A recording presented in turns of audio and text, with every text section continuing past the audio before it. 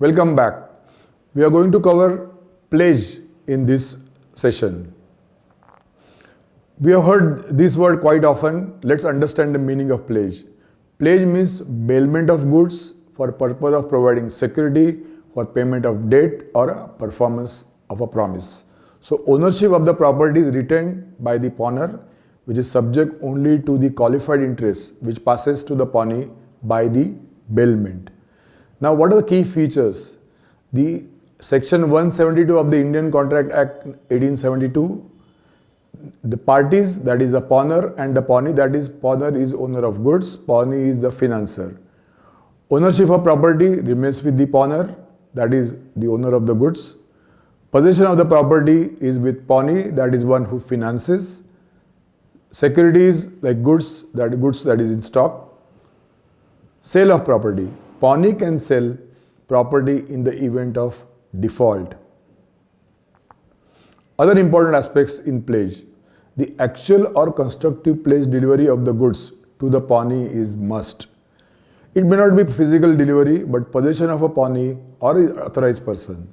For example, advance against pledge of warehouse receipts, where warehouse receipt is owned by the approved agency. So that's basically the cover what the person who is advancing expects. Let's learn what we have covered so far. So we'll check our knowledge now. In case of pledge and hypothecation, the title in the goods is to the bank making the advance. Transferred, not transferred. C, it can be either A or B above. D, none of the above.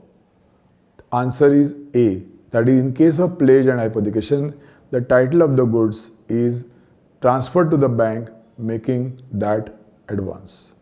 Next question. Banks finance book debts by take the odd man out. That is, we have to filter out now, which is not among the four of mentioned below.